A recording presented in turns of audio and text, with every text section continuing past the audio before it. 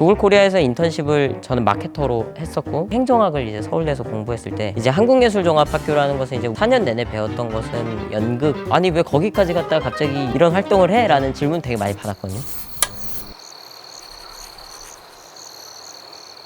안녕하세요 구독자 여러분. 오늘은 창작과 비평사에서 2023년 새롭게 나온 장애시민 불복종의 저자 변재원 작가님하고 함께 하겠습니다. 안녕하세요 작가님. 안녕하세요. 반갑습니다. 네, 반갑습니다. 구독자분들은 작가님이 어떤 분이신지 좀 궁금하실 것 같아요. 좀 소개 좀 부탁드릴게요. 구독자 여러분 안녕하세요. 다시 한번 인사드립니다. 저는 장애시민 불복종의 저자 변재원입니다. 이 장애시민 불복종이라는 책을 쓰는 과정에서 저는 활동가로서의 정체성을 가지고 있기도 하고요. 또 동시에 저는 장애 청년으로서의 정체성을 가지고 있기도 합니다. 우리 사회에서 목소리가 작거나 잘 들리지 않는 사회적 소수자들의 이야기를 어떻게 정책으로 만들어야 할 것인가를 고민하는 이제 동시대에 대한 질문을 던지는 청년이기도 하고요. 마지막으로 저는 장애인이기도 합니다.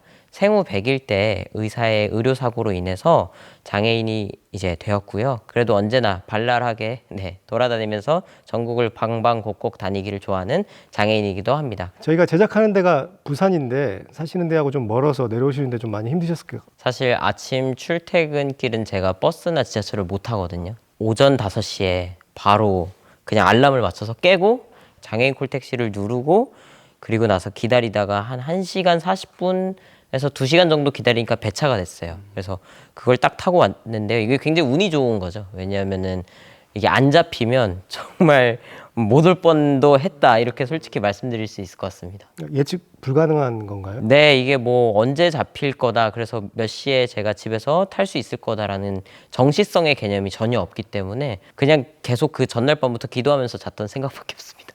일반 시민이 금요일날 저녁 늦게 택시 잡는 거랑 거의 그런 느낌이죠. 네네.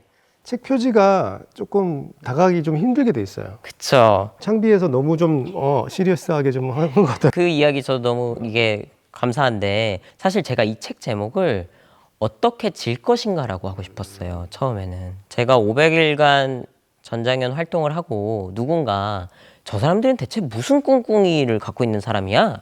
라고 물어본다면 저 사람들은 어떻게 질 것인가를 고민하는 사람들이야. 세상의 모든 싸움은 사실 승리를 전제로 하는 거거든요. 근데 장애 운동은 그렇진 않더라고요. 내가 이겨먹겠어 라기보다는 젖잘싸, 졌지만 잘 싸웠다는 얘기를 어떻게 들을 수 있을까. 지금은 졌겠지만 이 미래에 봤을 때는 결국 우리 사회가 한 걸음이라도 조금 더 나아가는 그런 어떤 움직임들을 만들어낼 수 있는 그게 어떻게 될까라는 고민들을 이제 했던 것 같아요. 책을 집기가 너무 어렵지 않을까요? 라고 이제 걱정을 했었는데 이 책을 표지만 봤을 때는 긴장을 한껏 하고 집었다가 읽어보니까 별거 아니더라 라는 얘기를 해주고 재밌더라 할 때 얼굴이 저도 굉장히 한박 웃음이 많이 나오는 것 같아요.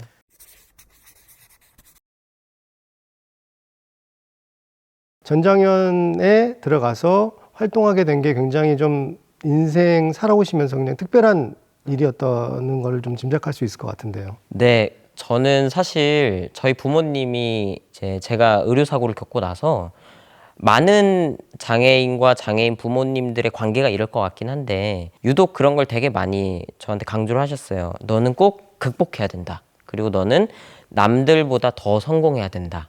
근데 이런 부모님의 어린 말들 사이에서는 핵심은 늘 이런 거였어요. 더가 핵심이었거든요. 남들보다 더 성공하고 남들보다 더 극복해야 된다라는 그 말을 들으면서 저는 굉장히 뭐랄까요, 성공한 장애인, 착한 장애인으로서 살고 싶다는 그 욕망이 굉장히 컸어요. 그래서 다른 사람과 경쟁을 하게 되면 내가 무조건 1등 할 거야 라는 생각도 컸고, 제가 살아남으려면 유일하게 그것밖에 방법이 없다라고 생각했던 것 같아요. 근데 전국장애인 차별철폐연대라는 이 단체에서 일기를 남기던 이 순간들에는 남들보다 더 잘나야만 살아남는 게 아니라 같이 가지 않으면 이것은 하나도 이루어질 수 없는 싸움들, 하나도 이루어질 수 없는 사회적 맥락들, 그리고 움직임들이 존재하더라고요. 그래서 그때 되게 많이 놀랐죠. 그 표현을 이제 조금 귀엽게 바꾸자면 저를 아차 하게 만든 거죠. 아, 내가 진짜 이렇게 살아서는 안 되는구나 했던 그 순간들이 저한테는 좀 있었던 것 같아요. 지난 2년 동안. 그래서 그것들을 남긴 것이 바로 그 아차 하는 순간들의 해석이 아닐까 싶습니다.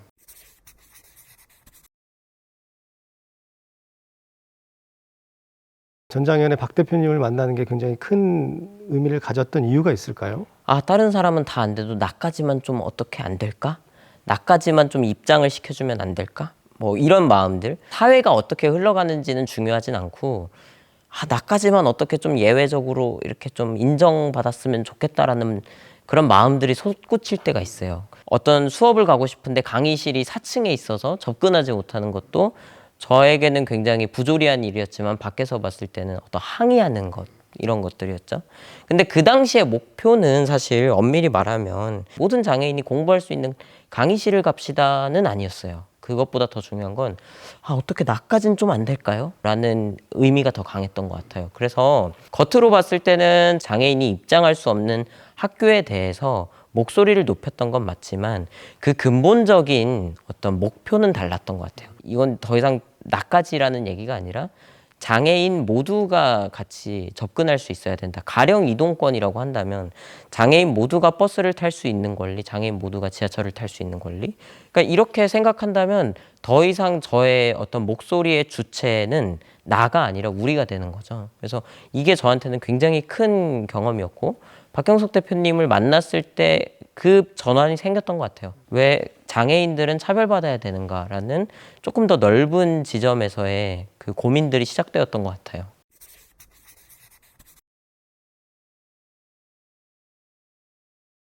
전장현에서 이제 활동을 하시면서 우리라는 개념을 가지고 싸웠을 때는 많은 패배를 겪었다 이런 얘기들을 많이 책에다 적어 놓으셨어요. 좀 다른 점이 있나요, 이렇게?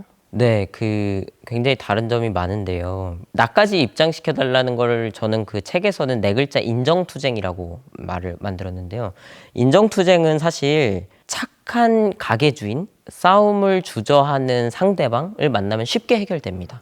귀찮으니까 그냥 들어가세요. 라든지, 이번까지만 봐줄게요. 라든지, 더 정확히는 담당자의 재량에 의거해서 그때그때 저의 처우가 달라지는 거예요. 근데 저는 거기에 대해서는 설득을 잘했던 것 같아요. 근데 이건 어디까지나 저의 인정투쟁에 관한 이야기고 모든 장애인이 어딘가에 입장하고 싶다, 버스에 타고 싶다라는 이야기는 더 이상 재량으로만 할 수 있는 건 아니에요. 사회의 근본적인 제도와 구조가 바뀌어야만 해결되는 문제들. 그런 문제들로 보았을 때는 패배가 굉장히 짙어지더라고요. 제도를 바꾼다는 건 굉장히 차원이 다른 문제인 거예요. 예를 들면 법을 바꿔야 된다거나 심지어는 법이 바뀌어도 실행이 안 되면 그것에 합당한 예산을 추가적으로 투입해야 된다거나 하는 어떤 국가적 시스템의 관점에서 이야기가 되어야 되는 거죠. 웬만한 게 잘 바뀌지 않더라고요. 그리고는 계속 그때부터 저는 그 책에 쓰기로는 지는 싸움이 거기서부터 시작되었다 이렇게 기술했죠. 열심히 살아야겠다, 성공해야겠다 이런 장애인으로서 뭔가 가졌던 직업적인 꿈이 있어요? 저는 원래는 법조인이 되고 싶었어요. 나보다 더 약한 사람들을 돕겠다라는 마음도 있었지만 더 크게는 약간 굉장히 사회적으로 명망 있는 직업이잖아요. 저 정도 직업이면 성공한 직업이다. 뭐 이런 생각을 갖고 있다가 제가 이제 대학에서 경영학을 전공하고 그리고 대학원에서도 이제 행정학을 전공하면서 조금 꿈이 바뀌었을 때는 굉장히 좋은 경영자가 되겠다. 뭐 이런 생각을 또 가졌던 것 같아요. 근데 그것도 정확히 무슨 저만의 경영 철학이 있다라기보다는 늘 살아오던 어떤 순간에 바라보는 가장 끝 지점, 가장 최고의 성공 지점이 언젠가는 법조인이었다가 언젠가는 경영자였다가 그랬던 것 같아요. 그래서 그 꿈이 꼭 저에게 어떤 의미로서 중요한 것보다는 저 정도 살았으면 좀 인정받을 수 있지 했던 것들이 이제 제 눈앞에 계속 나타났던 것 같아요. 그 당시에는.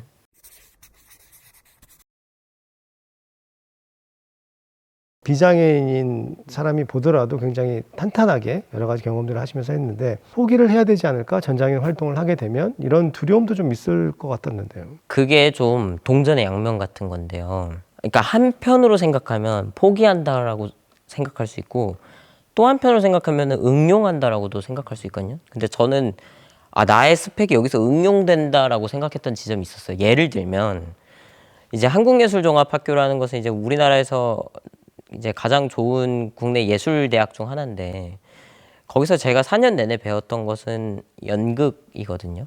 근데 연극과 연극 이론의 핵심은 청중에게 나의 목소리와 나의 행동이 잘 전달될 수 있도록 하는 게 본질이거든요. 근데 활동가가 해야 되는 건 사실 그런 건 거예요. 내가 어떤 이야기를 한다. 그런 정당성을 왜 모르겠냐. 이걸 주장하는 게 아니라 같이 연대하고 같이 이해할 수 있도록 같이 소통할 수 있도록 하는 게 되게 중요해요. 표현하는 방식. 표현의 방식인 거죠. 그런 지점에서 보면 연극을 배웠던 경험은 굉장히 큰 응용의 지점인 거예요. 그리고 이제 두 번째로는 행정학을 이제 서울대에서 공부했을 때 행정학의 대체 무엇이냐라는 질문을 받으면 저는 그렇게 생각하는데 이 정부가 움직이는 어떤 통치 체제에 대한 문제를 고민하는 학문이라고 생각하거든요. 장애인의 문제가 만약에 버스 기사와의 감정 싸움이다라고 하면 저는 행정학은 필요 없는 것 같아요. 근데 이게 만약에 사회 구조적인 문제다라고 하면 그러면 국가는 무엇을 하고 있지? 법은 어떻게 만들어지지? 예산은 어떻게 배정돼야 되지? 여기서부터는 아주 전형적인 행정학의 문제가 돼버려요. 그러니까 제가 배운 지식들은 여기서 응용하기 아주 좋은 거죠. 구글 코리아에서 인턴십을 저는 마케터로 했었고 그 당시에 이제 유튜브 마케팅 팀이었는데 마케터들은 이 회사에서 주어진 예산 안에서 소통을 해야 되거든요. 그러면 전장현이라는 단체는 굉장히 가난한 단체인데 그 안에서 최대한의 소통을 해야 되는 거죠. 그건 굉장히 경영의 논리예요. 그래서 그런 관점에서 본다면 아 내가 어떻게 잘 소통하고 효율적으로 소통하고 나아가서 제도적 측면에서 어떻게 지금 이 문제점을 분석해야 될지를 생각한다면 전공을 잘 살려서 일을 하고 있다. 예. 비록 아니 왜 거기까지 갔다가 갑자기 이런 이런 활동을 해? 라는 질문 되게 많이 받았거든요. 남들이 봤을 때 혐오하거나 경멸할 수준의 어떤 그리고 실제로 배제되거나 소외된 그런 직종인 거죠. 활동가라는 직업은 더더군다나 그게 전국장애인 차별철폐연대라는 단체라면 사실 확 무너지는 듯한 느낌을 받긴 받았었어요. 근데 그럼에도 불구하고 제가 하나 믿었던 거는 이게 정직한 방법이 아닐까 하는 생각도 했어요. 그러니까 뭐 다른 어떤 의미를 배제하고서라도 그냥 장애인으로서 장애인 당사자들과 함께 운동을 한다면 그 단체 이름이 무엇이건 일단 가장 정직하게 살아오는 거 아닌가라는 생각이 들었기 때문에 크게 고민하진 않았던 것 같아요. 책을 독자분들이 어떻게 읽었으면 좋겠다 이렇게 생각하시는 게 바람 같은 게 있으신가요? 너무 무거운 마음으로 안 읽으면 참 좋겠다라는 저자로서의 간절함이 있어요. 얼마 전에 그 모 유명한 작가님이 연락을 주셔서 이렇게 얘기를 하시더라고요. 아, 책 잘 읽었습니다. 엄청 웃기더라고요. 이렇게 얘기를 하는데 제가 너무 깊어서 웃기죠? 웃기죠? 라고 물어봤던 기억이 있어요. 그게 무슨 말인가 하면 한국 사회에서는 장애나 장애인이 나온다 이러면 일단 울상하고 들어가야 될 것 같은 느낌이 있어요. 아, 이거 되게 슬픈 거구나. 비참한 거구나. 아니면 가여운 얘기구나. 근데 저는 이 책이 어떤 의미로는 좀 단짠, 이걸 달고 짠 맛의 시트콤처럼 보여줬으면 하는 마음이 있거든요. 사실 제가 20대 때 경험했던 이야기인 만큼 그리고 저 자신도 뭐 운동이 무엇인지 뭐 이런 어떤 결사적인 마음을 가지고 들어간 게 아니고 대체 이 사람들은 왜 이러고 있는 걸까? 라는 생각으로부터 시작한 이제 보편적이고 가벼운 물음으로부터 기술된 일기인 만큼 정말 재밌는 사람들이 많이 등장하는 그런 일기로 보고 아 이거 정말 웃기네 하는 생각을 가져줄 때 저는 정말 마음이 즐거운 것 같아요.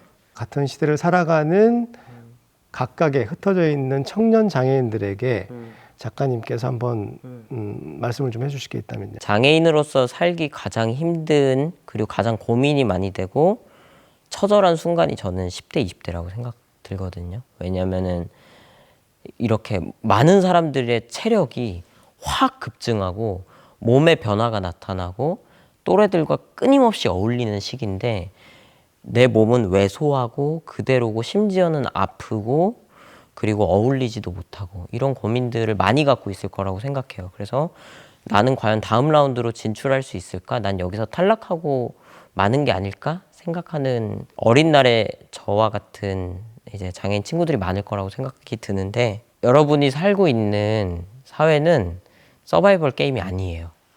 그걸 저는 몰랐어요. 저는 아주 늦게 알게 됐는데 여러분들이 지금 여기서 어떤 선택을 잘못하게 되면 아니면은 남들을 따라잡지 못하면 나는 탈락하고 버려지고 소외되고 말 거야라고 두려움과 강박을 가지고 있을 텐데 그런 생각을 하지 않았으면 좋겠어요. 저는 냉담한 것 같다가도 차가운 것 같다가도 서로가 서로를 바라봐주고 서로가 서로를 인내해주고 사랑해주는 그 따뜻함이 전 분명히 이 사회에 아직 남아있다고 생각하거든요. 함께 살아가기 위해서 목소리를 내고 있다는 사람들이 존재한다는 그 사실만으로도 저는 이 시끌벅적한 모든 순간이 전 지금 평화로운 순간이라고 생각해요. 같이 이 시끌벅적한 평화의 순간을 같이 즐기고 이 사랑의 연대 속에서 같이 희망을 갖고 자신감을 좀 더 가졌으면 좋겠습니다. 제일 힘든 시기일 수도 있지만 네, 제가 봤을 때는 분명히 가장 돌이켜보면 즐거운 시기였다라고도 생각이 들 거라고 생각합니다. 그래서 꼭 네, 함께 같이 천천히 즐겁게 갔으면 좋겠습니다. 사실 좋은 책을 만나는 것보다 함께 할 수 있는 마음을 갖고 계신 작가님을 뵙게 돼서 더 기분이 좋습니다. 고맙습니다. 편하게 읽으시면 이 작가님의 생각이라든가 이런 부분들에 흠뻑 빠질 수 있을 거고 작가님을 사랑하게 될 것 같습니다. 오늘 함께 해주셔서 감사합니다. 고맙습니다. 초대해 주셔서 감사합니다. 고맙습니다. 네, 감사합니다.